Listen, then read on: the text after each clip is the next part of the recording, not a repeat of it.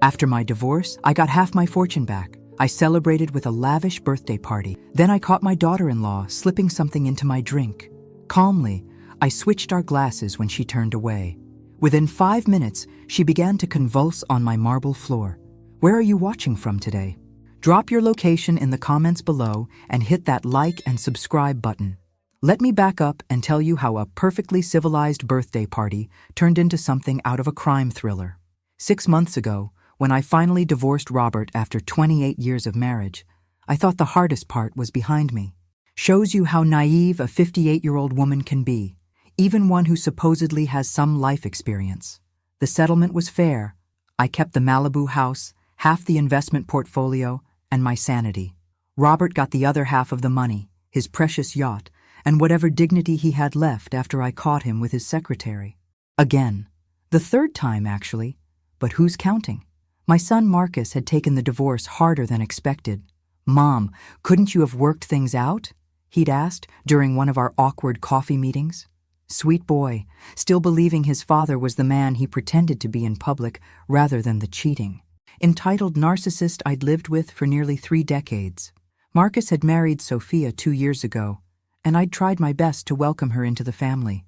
She was young, 28 to his 35, with that glossy blonde hair and practiced smile that made me think of a beauty pageant contestant.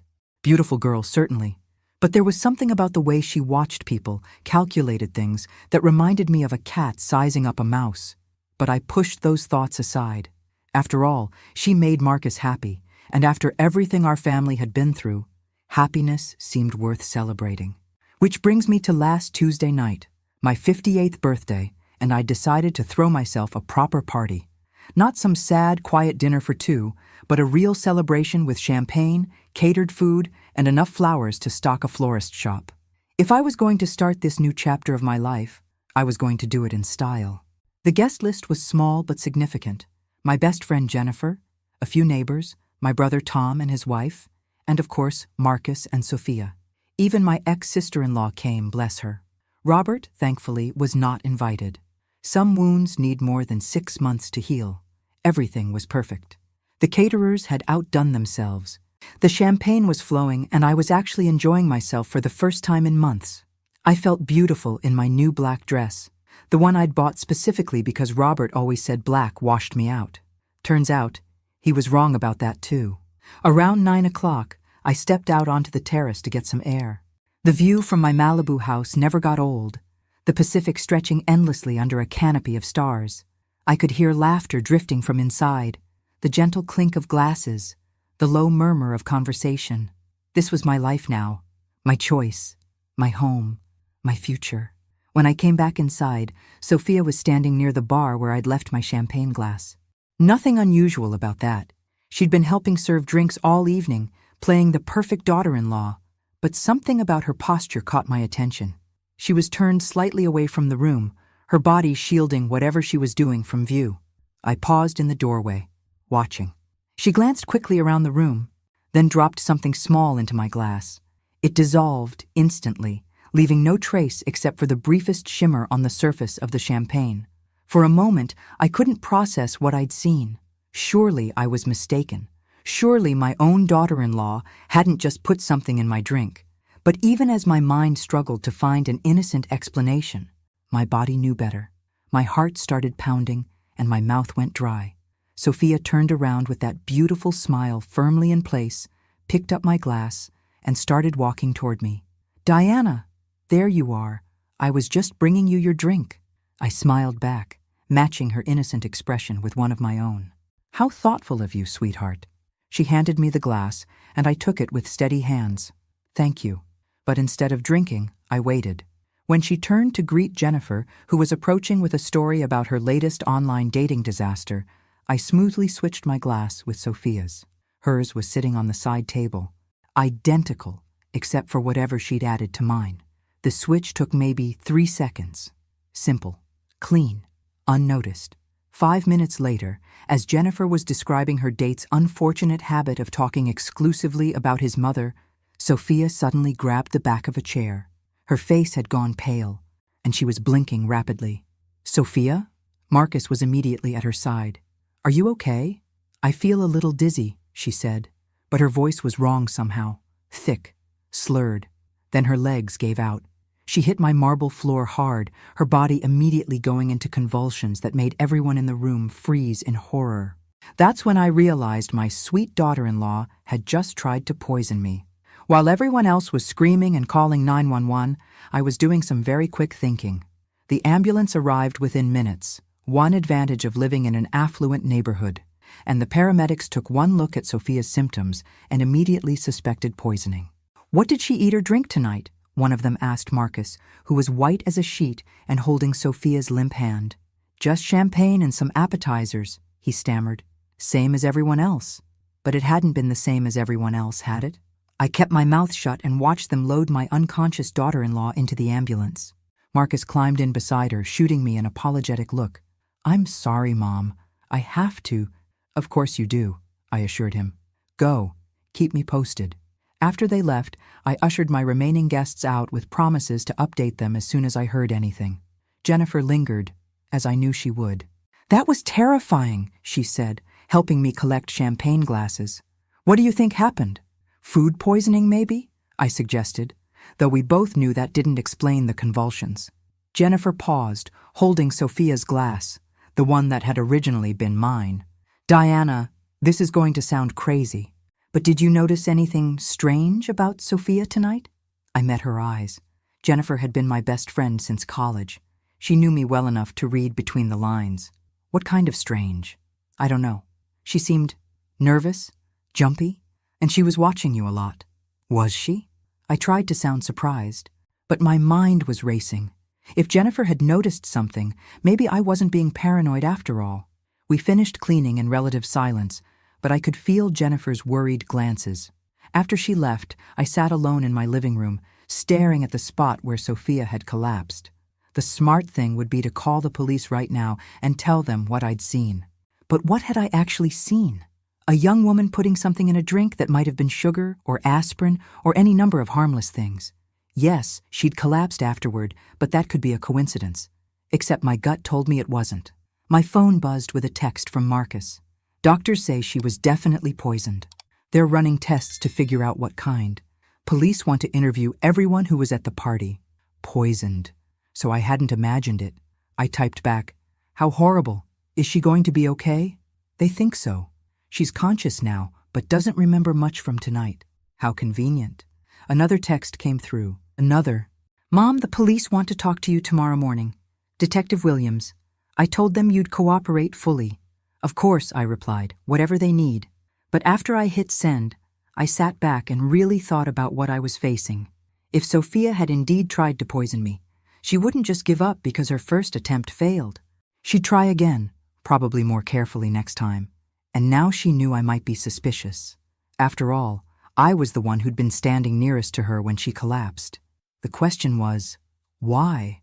Why would my daughter-in-law want me dead? I went to my home office and pulled out my financial records. Robert and I had split everything 50-50, but 50% of our assets was still a considerable sum. If something happened to me, my will left everything to Marcus. And if something happened to Marcus, well, it would go to his wife. But surely that was too far-fetched. Surely no one would commit murder for money they might inherit someday. Except people had done it before. Many times. I spent the next hour going through old photos on my phone, looking at pictures of Marcus and Sophia's wedding, family gatherings, holiday celebrations. In every single photo, she was smiling that perfect smile, playing the devoted wife and daughter-in-law. But now that I knew what to look for, I could see something else in her eyes, something calculating and cold. Around 2 a.m., I finally went to bed, but sleep was impossible. Every sound made me jump. What if she came back? What if this was just the beginning of a more elaborate plan? The next morning, Detective Williams arrived right on schedule. He was younger than I'd expected, maybe 40, with kind eyes and a no-nonsense attitude. "Mrs. Morrison, I know this must be traumatic for your family," he began.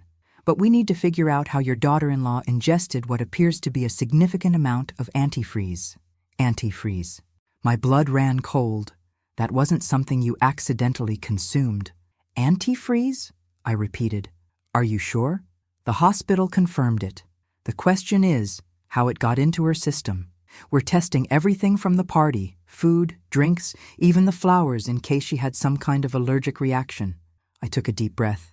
It was time to make a decision that would change everything.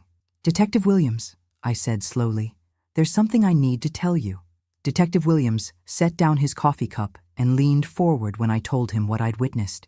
His expression shifted from polite interest to sharp attention as I described seeing Sophia drop something into my drink. You're certain about what you saw? He asked. Absolutely certain. I walked him through it step by step. Sophia's furtive glances, the way she'd positioned her body to block her actions, the quick dissolving motion. And you switched the glasses without her knowledge? Yes, she handed me what she thought was my original glass. But it was actually hers. Detective Williams was quiet for a long moment, processing. Mrs. Morrison, if what you're telling me is accurate, your daughter-in-law attempted to murder you. Hearing it said out loud made my chest tighten. That's what I'm afraid of. The question is why. Do you have any idea what her motive might be? I gestured toward my financial documents spread across the coffee table. Money, I assume. My divorce settlement was quite substantial. He reviewed the papers with a cop's trained eye. This is significant wealth. Who inherits if something happens to you? Marcus, my son. And if something happened to both of us, I let the implication hang in the air. His wife would inherit everything. Detective Williams made a note. Mrs. Morrison, I need to ask you something, and I want you to think carefully before you answer. Has your relationship with Sophia been strained lately? Any arguments, disagreements, anything that might have triggered this? I considered the question. Nothing dramatic. We've always been polite to each other. But I wouldn't say we were particularly close. She's quite a bit younger than Marcus, and sometimes I got the impression she found family gatherings tedious. What about your ex-husband? How does Sophia get along with him? Something cold settled in my stomach. I'm not sure. Robert and I don't exactly compare notes these days. Why? Just trying to understand the family dynamics. But his expression suggested there was more to the question than he was letting on. After Detective Williams left, promising to be in touch soon, I found myself pacing my house like a caged animal. The walls that had felt like sanctuary yesterday now felt like a target. If Sophia had tried once, she'd try again. And next time, she might not make the mistake of letting me see her do it. I called Jennifer. Can you come over? I need to talk to someone I trust. She arrived within an hour, took one look at my face, and immediately went to make tea. Jennifer had always been practical in crisis situations. It's why we'd been friends for 35 years. Tell me everything, she said, settling into the chair across from me. So I did. I told her about the poisoning attempt, about my conversation with the detective, about my growing suspicion that my daughter-in-law was trying to kill me for money.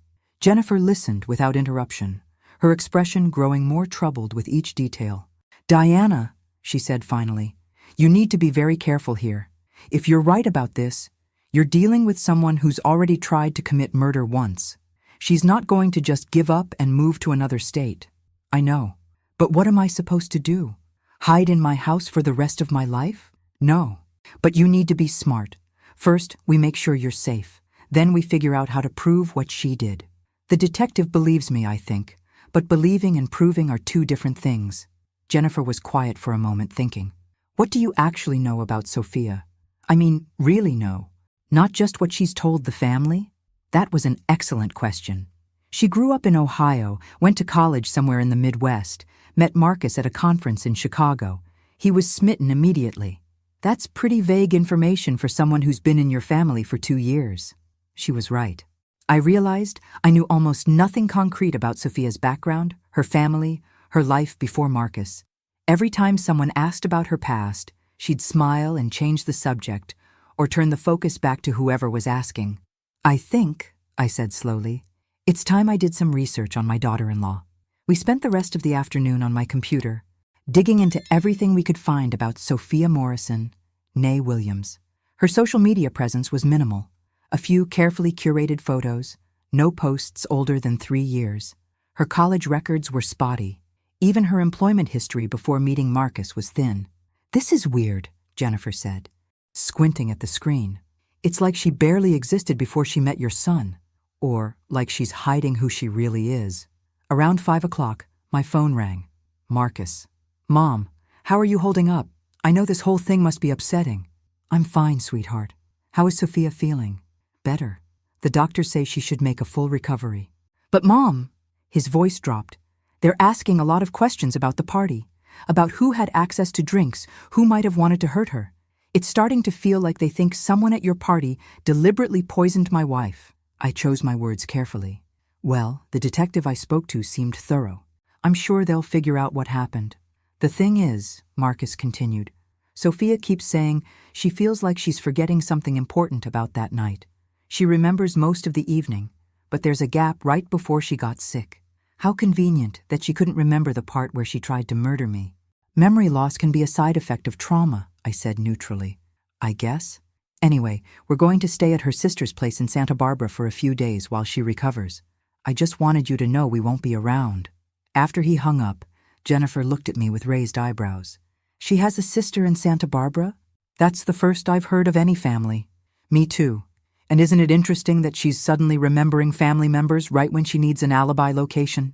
My phone buzzed with a text message from an unknown number. We need to talk. Meet me at Cafe Luna tomorrow at 2 p.m. Come alone. A friend who knows the truth about Sophia. Jennifer and I stared at the message. Are you gonna go? She asked. I was already reaching for my car keys. Cafe Luna was a small, trendy place in Beverly Hills that I'd never been to before. The kind of place where people conducted business over overpriced lattes and kale salads. I arrived 15 minutes early and chose a corner table with a view of the entrance, feeling like I was in some kind of spy movie. At exactly 2 p.m., a woman approached my table. She was probably in her 30s, with dark hair and nervous eyes that kept darting toward the door. Mrs. Morrison, I'm Carmen Rodriguez. Thank you for meeting me. I gestured for her to sit. You said you know something about Sophia? Carmen glanced around the cafe before leaning forward. I worked with her in Chicago before she met your son. She went by a different name then. Sophie Watson. My blood chilled. Different name? She was, how do I put this delicately? She specialized in meeting wealthy men, older men usually, men who were lonely, recently divorced, or unhappily married. I felt like I'd been punched in the stomach. You're saying she's some kind of con artist? I'm saying she's very good at identifying targets and making them fall in love with her. Your son isn't the first, Mrs. Morrison. There were at least 3 others that I know of. What happened to them? Carmen's expression darkened. 2 of them died in accidents within a year of marrying her. Car crashes. The 3rd one? Well, he disappeared entirely. Police investigated for a while, but never found any evidence of wrongdoing. The cafe suddenly felt too warm. Why are you telling me this? Why now? Because I saw the news story about her being poisoned at your birthday party. Sophia doesn't get poisoned. Mrs. Morrison, she's the one who does the poisoning. I thought about the antifreeze in Sophia's system, about the convulsions on my marble floor. You think she made a mistake somehow? I think someone outsmarted her for once. Carmen met my eyes. The question is whether that someone was you. I didn't confirm or deny anything, but Carmen seemed to understand my silence. If you did switch those glasses, she said quietly, you saved your own life, but you also put yourself in tremendous danger.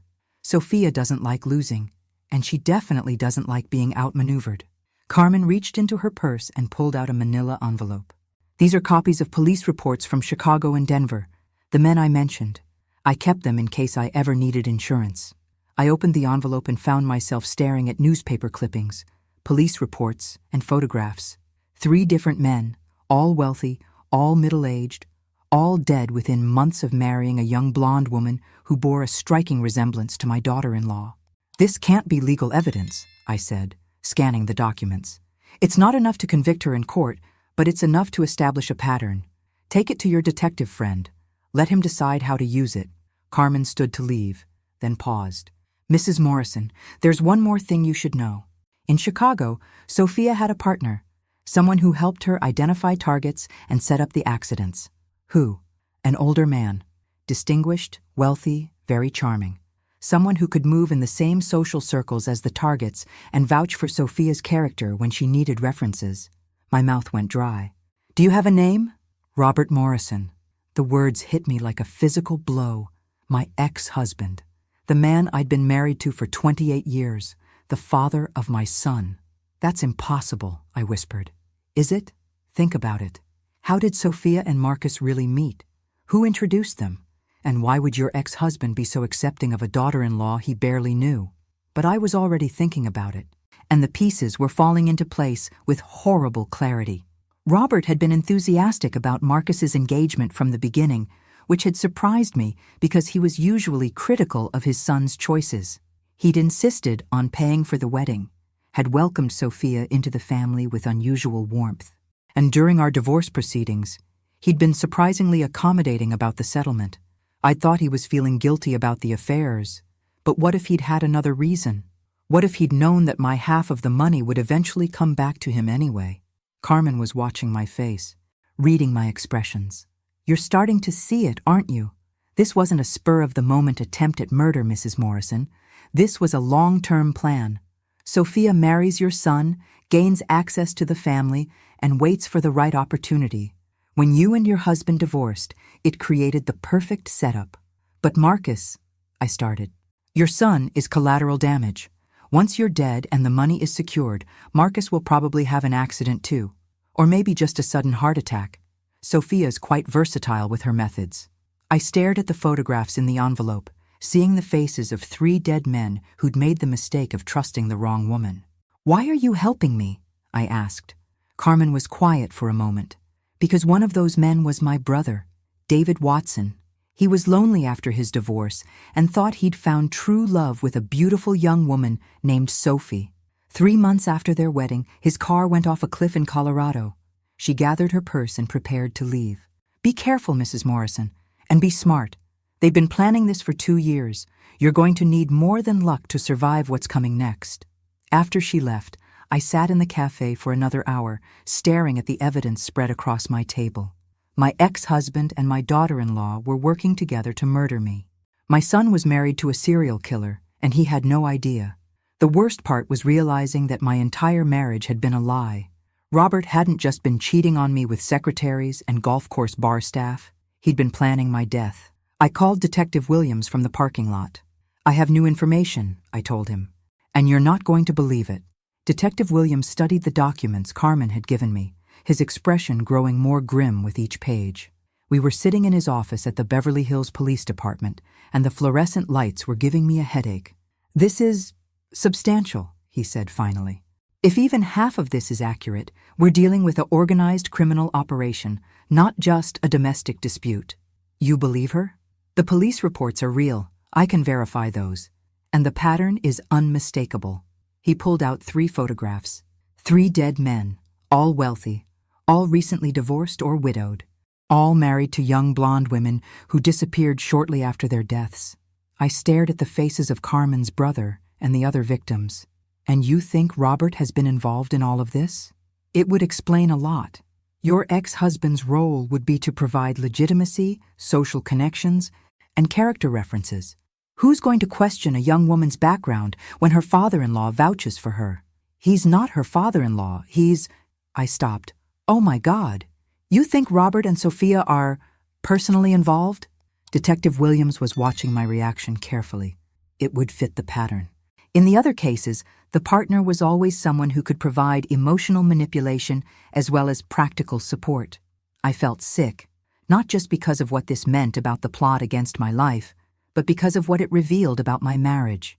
How long had Robert been planning this? Had he been involved with Sophia before she met Marcus, or had their affair started after the wedding? Mrs. Morrison, I need to ask you something difficult. Looking back at your marriage, were there any signs that your husband might have been involved in questionable activities? I thought about all the business trips Robert had taken over the years, all the conferences and client meetings that kept him away for days at a time. I'd never questioned them because I'd trusted him completely. He traveled a lot for work, I said slowly. Always said it was for business development, meeting potential clients. What kind of business was he in? Financial consulting. Investment management. He specialized in helping people who'd come into sudden wealth, lottery winners, inheritance recipients, recent divorcees. Detective Williams wrote that down with particular interest.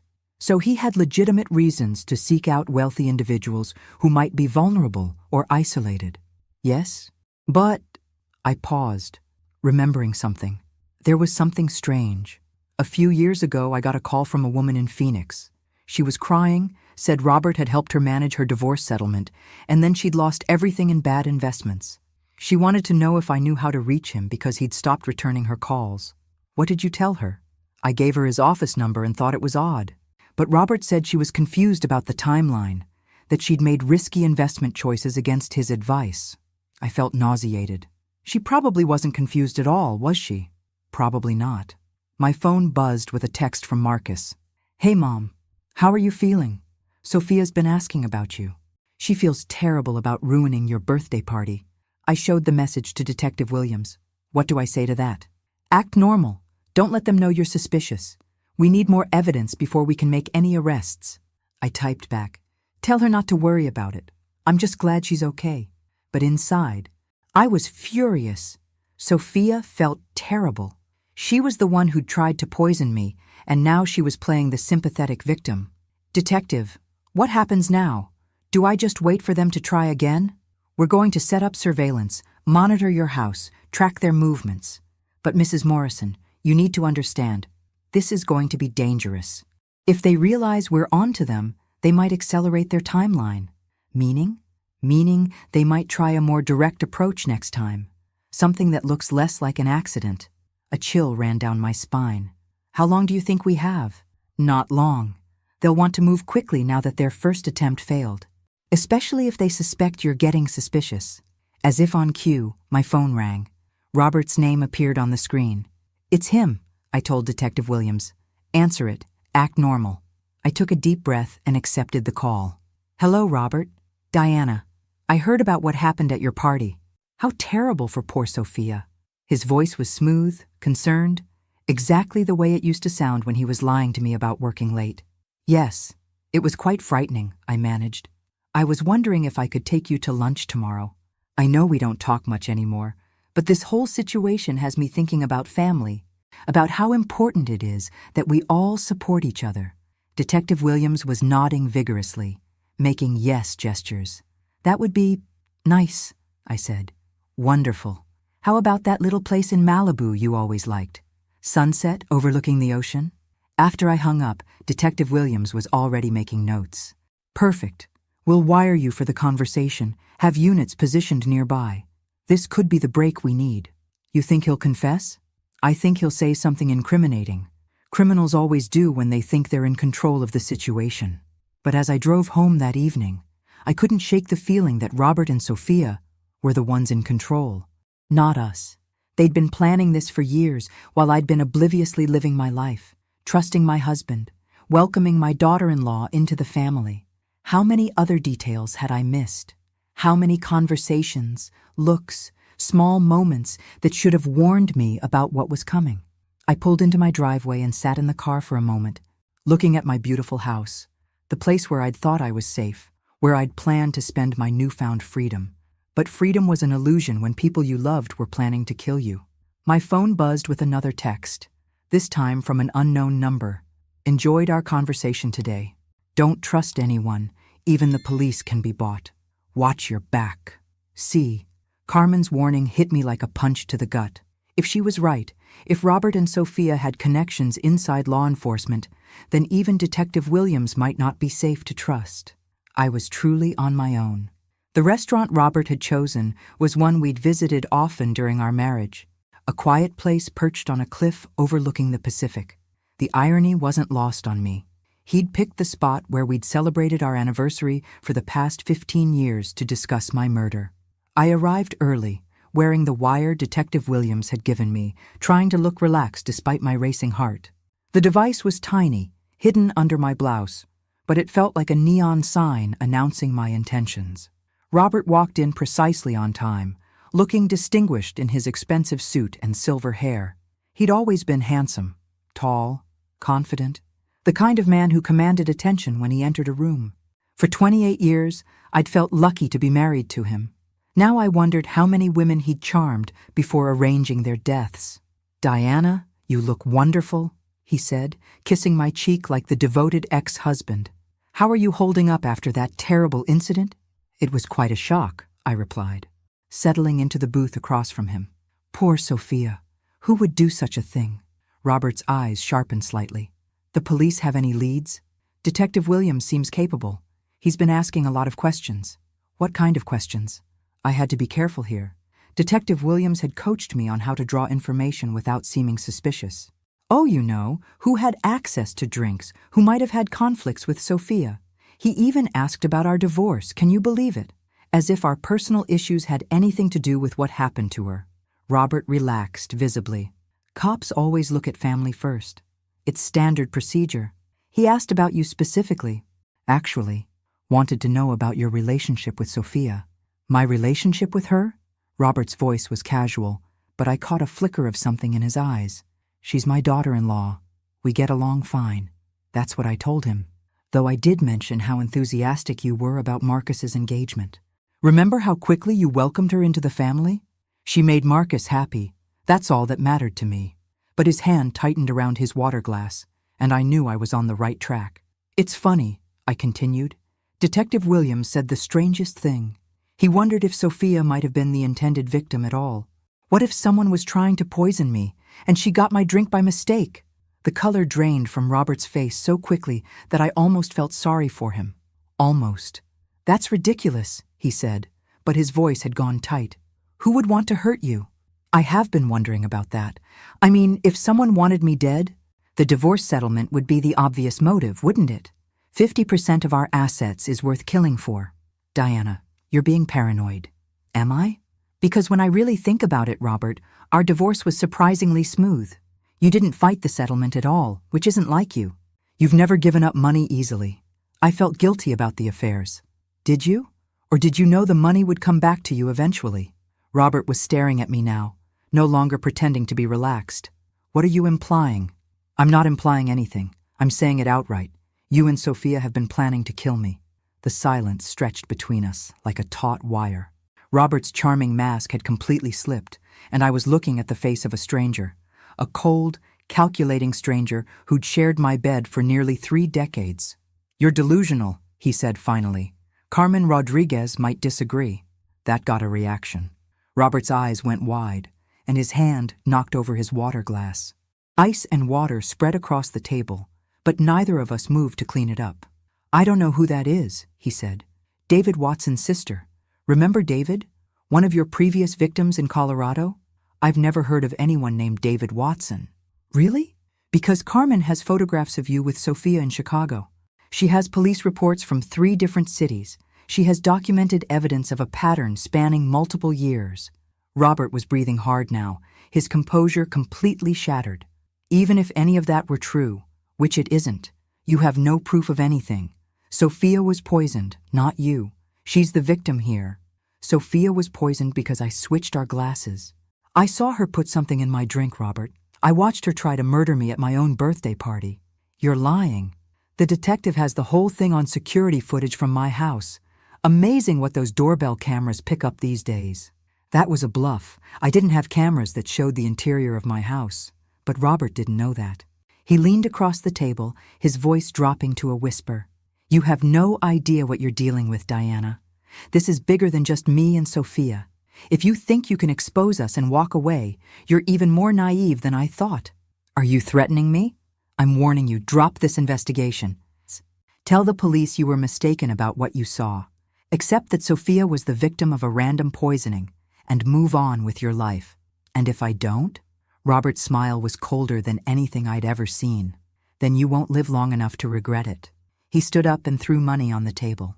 Enjoy your lunch, Diana. It might be your last meal. After he left, I sat in the booth for several minutes, shaking. The wire had recorded everything, but Robert's final threat made it clear that having evidence wouldn't be enough to keep me safe. I called Detective Williams from the parking lot. How much of that did you get? I asked. Every word. That was perfect, Mrs. Morrison. He essentially confessed to conspiracy to commit murder. He also threatened to kill me if I don't back off, which is exactly why we're moving to Phase 2 of our plan tonight. Phase 2?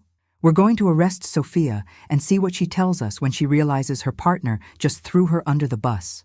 People like this don't have loyalty to each other. They'll turn on anyone to save themselves. I thought about Sophia's beautiful smile, her practiced charm, The way she'd handed me my poisoned drink, with such innocent concern. Be careful, detective. She's more dangerous than she looks. Don't worry. We know what we're dealing with. But as I drove home, I couldn't shake the feeling that none of us really knew what we were dealing with. Robert had said this was bigger than just him and Sophia. What if Carmen had been right about corruption in law enforcement? What if Detective Williams himself wasn't trustworthy? For the first time since this nightmare began, I realized I might be completely alone in fighting for my life. My phone buzzed with a text from Marcus. Mom, something weird is happening. Sophia just got a call that upset her, and now she's insisting we come home immediately. She won't tell me why. I'm worried about her. I typed back quickly, stay where you are. Don't come home until I tell you it's safe. But I was already too late. Marcus's next text made my blood run cold. Too late. We're already in the car. Should be there in 2 hours. Sophia was coming back to finish what she'd started. I had 2 hours to prepare for what might be my final confrontation with a serial killer. The smart thing would be to leave the house, find someplace public and safe to wait for Detective Williams to make his arrest. But if I ran now, Sophia would know I was onto her, and she'd disappear before the police could catch her. Besides, I was tired of running from my own life. Instead, I spent those 2 hours setting my own traps. I hid a backup recording device in the living room, activated the security system on my phone so I could call for help with one touch, and made sure every door and window was locked. If Sophia wanted to finish the job, she'd have to work for it. When I heard Marcus's car in the driveway, I positioned myself in the kitchen with a clear view of both exits and easy access to the knife block, just in case. Marcus came through the front door calling my name, with Sophia right behind him. She looked pale and nervous. Her usual composure cracked around the edges. Mom, are you okay? Marcus asked, giving me a hug. Sophia was worried about you after what happened at the party. How thoughtful of her, I said, meeting Sophia's eyes over his shoulder. I'm fine, sweetheart. Though I have to admit, the whole situation has me a bit on edge. Of course it does, Sophia said, stepping forward with that practiced sympathy. It must have been so frightening to see someone get poisoned at your own party. Terrifying, I agreed. I keep wondering who could have done such a thing, and why. The police will figure it out, Marcus said confidently. Detective Williams seems sharp. Sophia's expression flickered at the mention of the detective's name. Has he learned anything new? A few things, I said carefully. He seems to think the poison was meant for someone else. Someone else? Marcus looked confused. But Sophia was the one who got sick. That's what's so puzzling. Detective Williams thinks maybe the killer made a mistake somehow. Maybe they poisoned the wrong glass. I watched Sophia's face carefully as I spoke. Her eyes had gone very still, and I could practically see her mind working, calculating, trying to figure out how much I knew. That seems unlikely, she said. I mean, how would someone mix up glasses? Well, the detective thinks maybe the intended victim was smart enough to switch drinks when they realized what was happening. The silence in the kitchen was deafening. Marcus was looking back and forth between us, clearly sensing the tension but not understanding its source. Mom, are you saying someone was trying to poison you? It's possible, I said, never taking my eyes off Sophia. The question is, who would want to hurt me and why? Sophia's phone buzzed, and she glanced at it quickly. Her face went even paler. Marcus, she said suddenly, I'm feeling dizzy again. Could you get me some water from the car? I left a bottle on the front seat. Of course. Marcus immediately headed for the door, the devoted husband rushing to help his wife. The moment he was outside, Sophia's mask dropped completely. The sweet, concerned daughter-in-law vanished, replaced by someone cold and calculating. How much do you know? She asked. Everything, I replied. Chicago, Denver, David Watson, your partnership with Robert, all of it. Then you know you're in serious trouble. Am I? Because from where I'm standing, you're the one who nearly died from your own poison. Not exactly the mark of a successful killer. Sophia smiled, and it was nothing like the sweet expression she wore for Marcus. This smile was sharp and predatory. That was careless of me, but don't worry. I won't make the same mistake twice. She reached into her purse and pulled out a small vial filled with clear liquid. What's that? I asked, though I already knew. Something much faster than antifreeze. You'll have a heart attack, Diana. Very sudden, very believable for a woman your age dealing with the stress of divorce and family drama. Marcus will be back any second. Marcus will find his mother collapsed in the kitchen and his wife trying desperately to perform CPR. I'll be the grieving daughter-in-law, traumatized by losing another family member so soon after my own poisoning. I backed toward the knife block, but Sophia was quicker. She grabbed a kitchen towel and soaked it with the liquid from the vial. "One breath," she said, advancing on me. "That's all it takes." "The police know about you," I said, trying to buy time. "They're on their way here." "Are they?" "Because Robert sent me a very interesting text a few minutes ago. Apparently Detective Williams had a car accident this afternoon. Terrible tragedy. He was the only one investigating my case." My heart sank. Carmen had been right about corruption in the police force. "You can't kill everyone who knows the truth," I said. "I don't have to. I just have to kill the ones who matter." Sophia lunged forward with the soaked towel, but I was ready for her. I grabbed the largest knife from the block and slashed outward, catching her wrist. She screamed and dropped the towel, clear liquid spilling across my kitchen floor. "You bitch!" she snarled, clutching her bleeding wrist. "That's right," I said, keeping the knife between us. "This bitch figured out your game." The front door burst open and Marcus rushed in. "What the hell?" He stopped short, taking in the scene. His wife bleeding and cursing, his mother holding a knife, a chemical smell filling the air. "Mom, what's happening?" "Your wife just tried to murder me," I said calmly, "just like she murdered 3 other people before she met you." "That's insane," Sophia said, switching instantly back to victim mode. "Marcus, your mother attacked me. I think she's having some kind of breakdown." But Marcus was looking at the spilled liquid on the floor, at the vial that had rolled under the counter, at his wife's bleeding wrist. "Sophia," he said slowly, "what's in that bottle?" For the first time since I'd known her, Sophia had no answer ready. That's when I heard the sirens approaching. The police cars that pulled into my driveway weren't from the Beverly Hills Department. These were FBI agents, and the lead investigator was a woman named Agent Sarah Chen, who looked like she'd seen everything and wasn't impressed by any of it. "Mrs. Morrison, we understand you've been conducting your own investigation into what happened at your birthday party." "I had to," I said. Detective Williams is fine," Agent Chen interrupted. "The car accident was staged to make your suspects think their plan was working. He's been working with us for the past week." I felt weak with relief. "So, you know about Robert and Sophia? We've been tracking this operation for 2 years. Your case was the break we needed to move in." While paramedics treated Sophia's wrist, Agent Chen explained that the FBI had been investigating a network of inheritance murderers operating across multiple states. They'd identified at least 12 victims over 5 years, all wealthy individuals who died in suspicious circumstances shortly after marrying young partners. "Robert Morrison was the mastermind," she said. "He'd identify targets through his financial consulting business, then introduce them to women like Sophia, who specialized in long-term seduction and murder." "How many women like Sophia are there?" "We've identified 6 so far. They call themselves inheritors, professionals who marry wealthy targets and arrange their deaths to look like accidents or natural causes." Marcus had gone completely silent during this explanation, sitting on my couch with his head in his hands. When Agent Chen finished, he looked up with eyes full of pain and disbelief. "How long?" he asked quietly. "How long was she planning to kill my mother?" "According to our surveillance, the plan was in motion before she met you," Agent Chen said gently. "We believe your father specifically arranged your introduction to Sophia as part of the long-term strategy." "My father set me up with my own wife so she could murder my mother? And eventually you, too. Dead sons can't contest inheritances or ask uncomfortable questions." Marcus made a sound like he'd been punched in the stomach.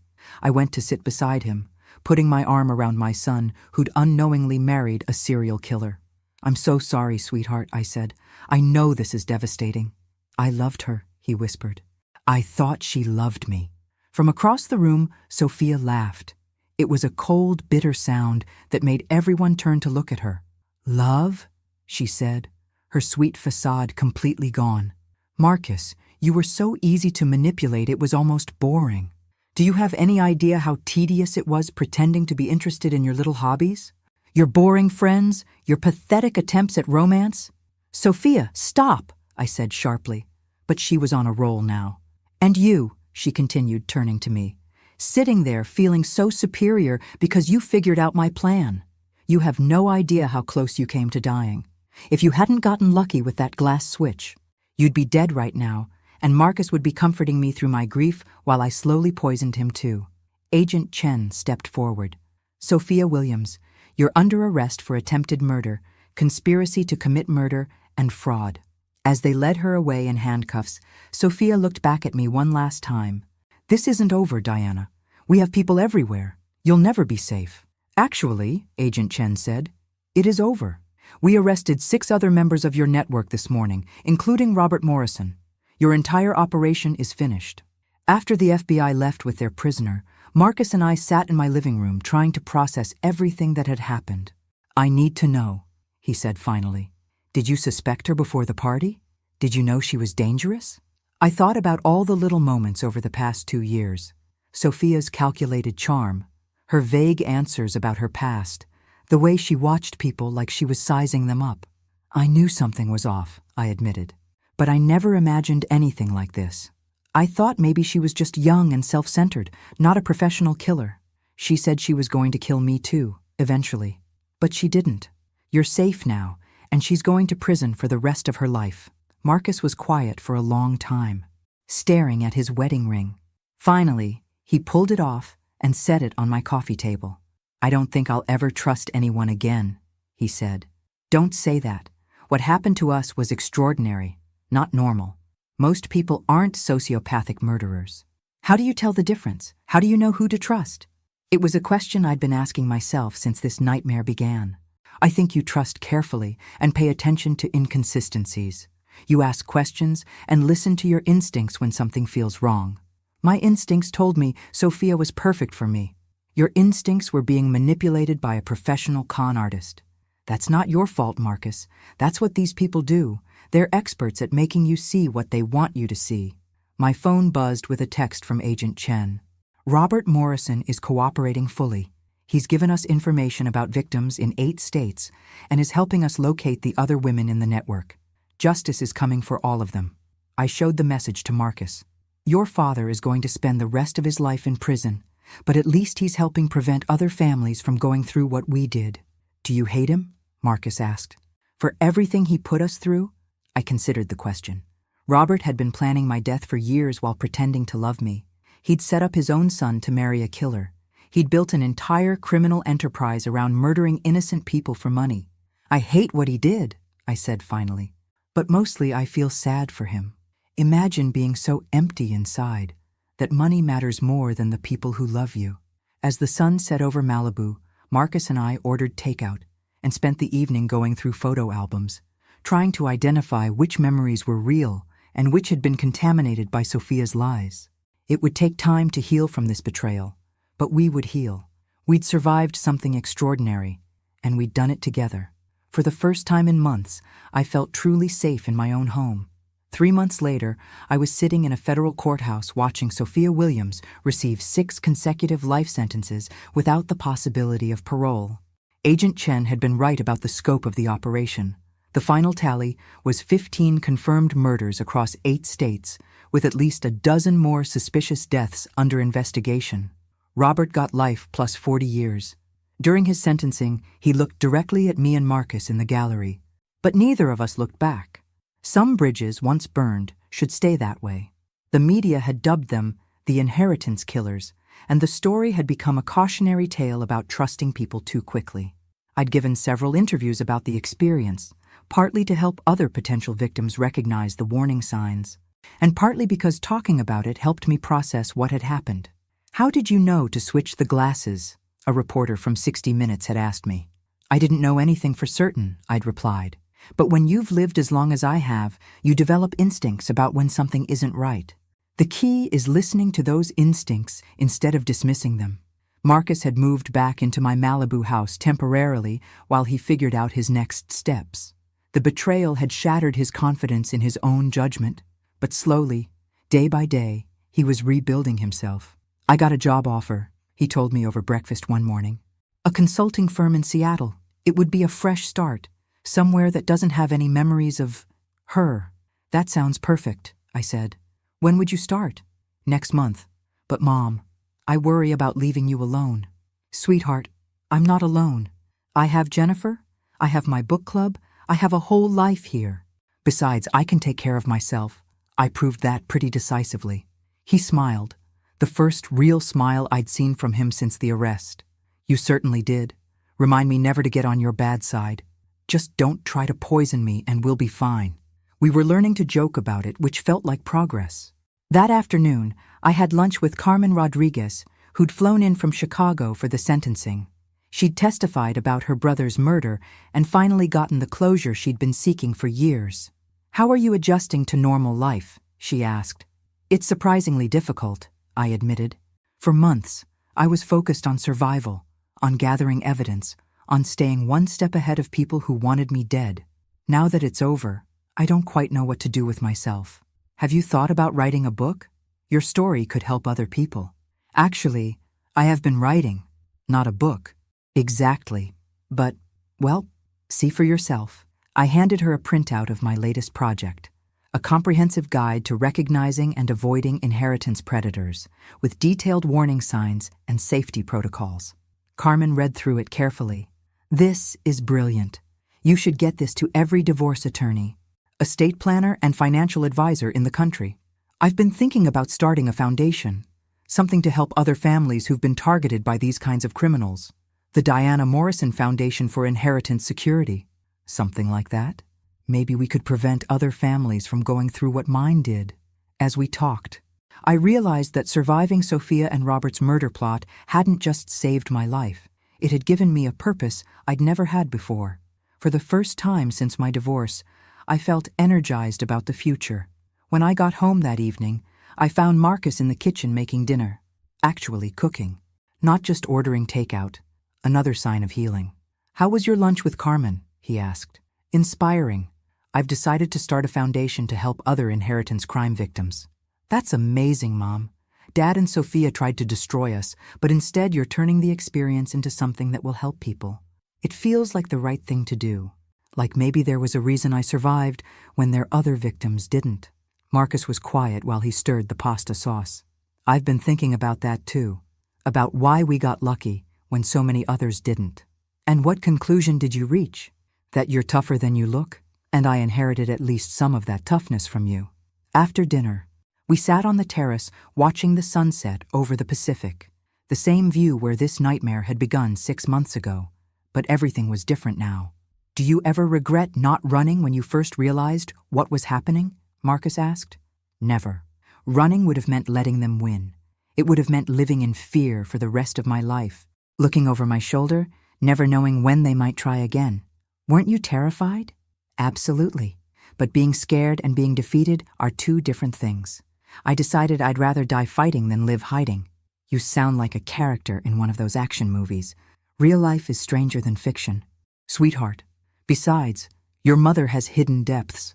We sat in comfortable silence for a while, watching the waves crash against the rocks below. Tomorrow, I would start making calls about the foundation. Next week, Marcus would start his new job in Seattle.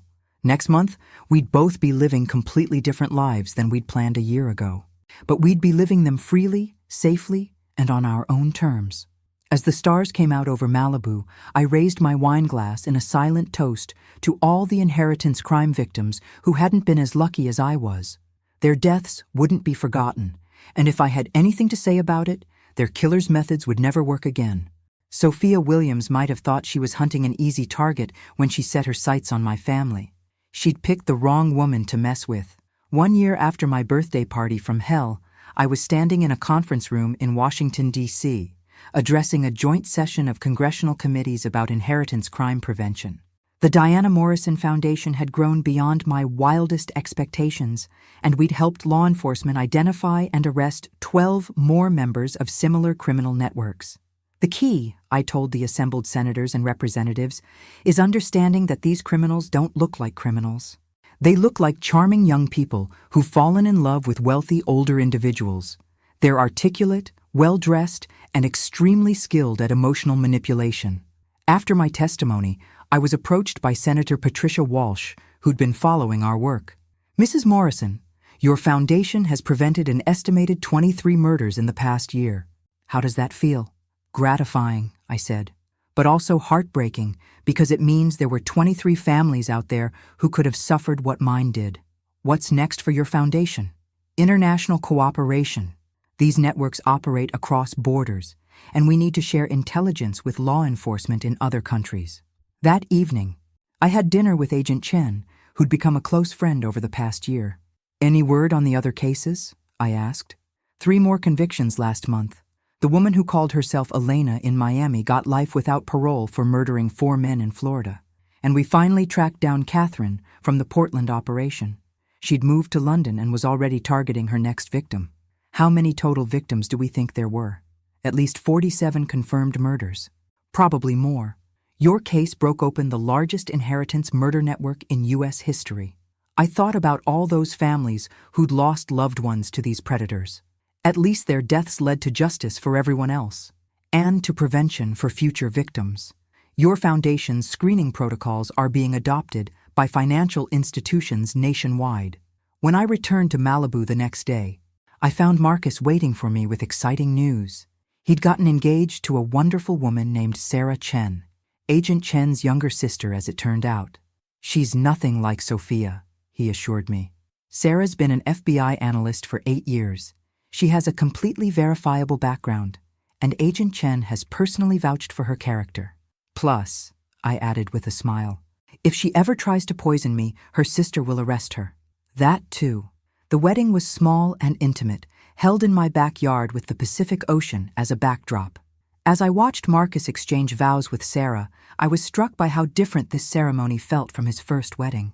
There was no calculation in Sarah's eyes, no practiced performance, just genuine love and happiness. During the reception, Jennifer pulled me aside. "Look at you," she said. "A year ago you were hiding from a serial killer. Now you're running a foundation, testifying before Congress, and your son is happily remarried. How do you feel?" "Like I finally know who I really am," I said. For 28 years of marriage, I defined myself as Robert's wife. For 2 years after that, I was the divorced woman trying to figure out what came next. But surviving Sophia and Robert's plot, that showed me what I'm actually made of. And what are you made of? Apparently, tougher stuff than anyone expected, including me. As the evening wound down and the last guests departed, Marcus and Sarah thanked me for hosting their wedding. "Mom," Marcus said, "I know this past year has been incredibly difficult, but I want you to know what you did, the way you fought for our family, the foundation you built. Dad and Sophia tried to destroy us, but instead, you turned their attack into something that saved dozens of lives." "They made one crucial mistake," I said. "What's that?" "They underestimated their target. They saw a recently divorced 58-year-old woman and thought I'd be easy prey. They had no idea I'd spent 3 decades married to a manipulative man, which taught me exactly how to recognize lies and fight back." Sarah laughed. "Note to self, never mess with Diana Morrison. Smart woman. I can see why Marcus fell for you." Later that night, I stood alone on my terrace, looking out at the dark ocean. Somewhere out there, Sophia Williams was spending her first year of many in federal prison. Robert was in a different facility, probably still trying to manipulate his way into a better situation. But I was here, free and alive and stronger than I'd ever been. My phone buzzed with a text from Agent Chen. "Just wanted you to know, we arrested another inheritance killer today using your foundation's protocols. A 24-year-old woman in Tampa who was planning to murder her 67-year-old husband next week. His family had been suspicious and contacted your hotline. You saved another life today." I smiled and typed back, "That's what we're here for."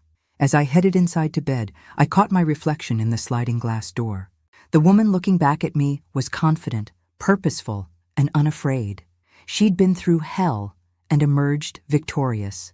Sophia Williams had tried to poison me at my own birthday party, but instead of ending my life, she'd given me the most important gift imaginable, the knowledge of exactly how strong I really was. And that was a gift I'd be using to protect other families for the rest of my life. Some people survive trauma, others transform it into purpose. I'd done both, and I'd never been prouder of who I'd become.